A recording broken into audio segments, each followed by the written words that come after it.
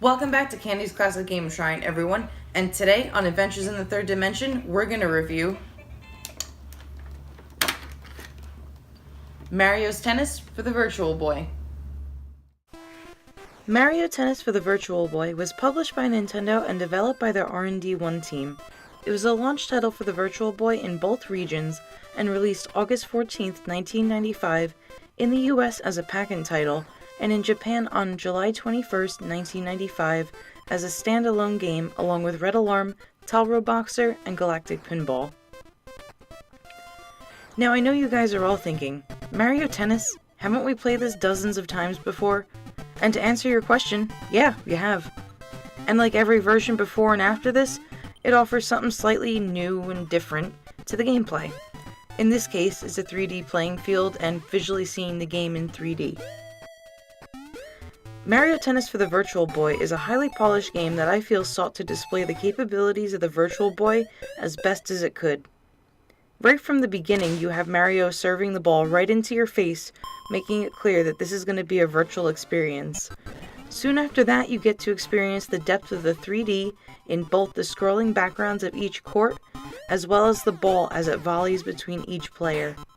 Also, another good way to tell Nintendo wanted this to be special is that they put R&D 1 in charge of this. I feel they were really only ever put in charge of things Nintendo needed to go smoothly. On the title screen, you're given the option for singles and doubles right away. Singles is a one-on-one game with you and the CPU. Doubles is where you and a friendly CPU go against two rivals in a 2-on-2 match. After choosing between singles or doubles, you're brought to your menu screen where you choose your mode, level, match set, and character. The two modes you have to choose from is a simple you versus computer match and a tournament mode where you face off against the CPU characters in a bracket-style tournament to determine who's the best. Your various levels of difficulty do more than just make the CPU more powerful. It also increases or decreases the ball speed, player speed, and the racket contact area. Once you've chosen your difficulty level, you need to set up your match set to either 1 or 3. Finally, after setting up your match, you get to choose between 7 characters you all know and love. You have Mario, Luigi, Princess Toadstool, Yoshi, Toad, Koopa, and DK Jr. Yes, DK Jr. and not Donkey Kong. Each player has specific stats and quirks that can only be found out about in the manual. Feel free to pause and read them here more thoroughly if you're interested.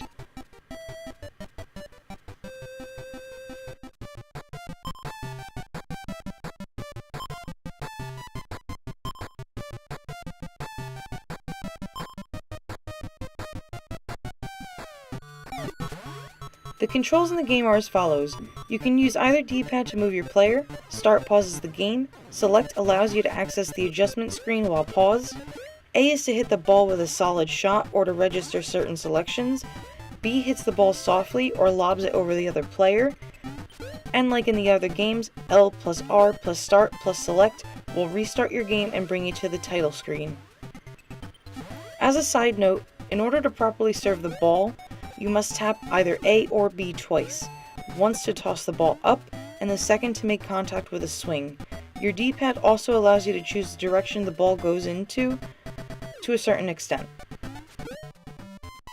Maybe I suck at tennis, but these matches seemingly took forever, even with the match set at 1. The tournament mode was absolute hell for me. Thank goodness for that auto pause. If you're interested in adding this game to your library, you're going to be pleased with how plentiful copies are and how affordable they are as well. A US copy runs about $8, and a Japanese copy goes for $12 loose and about $20 complete in box. Now for those of you wondering why I didn't give a price for a complete in box US version, it's because the US version never had a proper box, unless it was a special display only box that was given to retailers in order to showcase the game. If you happen to find a box for a US version, chances are it's fake. However, if it is real, get ready to pay a high price for it. I find very little wrong with the game from a development perspective, and even a gameplay perspective, but to me personally, I just kind of find it boring. It's no doubt a polished tennis game, but as someone that plays games for the fantasy aspect, I can't fully devote time into playing a full tournament without it feeling like a chore to me. I appreciate the clear graphics, the heavy use of the 3D gimmick, and the soundtrack. Oh man, the soundtrack has some pretty good tunes. One track in particular is just really freaking awesome. Have a listen.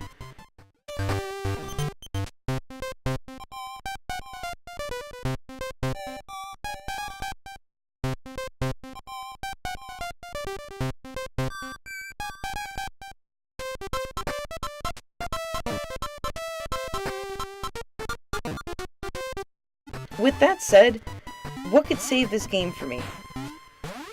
Personally, I think a 2-player option via the Virtual Boy link cable.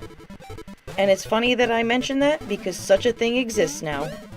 There's a Planet Virtual Boy member that put out a patch that unlocked the 2-player link cable option so it could be loaded onto a Flash Boy flash cart or just put onto a reproduction cart and played between 2 human players using Mellet124's link cable. Alright guys, that was my review of Mario's Tennis for the Virtual Boy. Let me know what you guys thought of the game and the video in the comments below. And until next time, take care.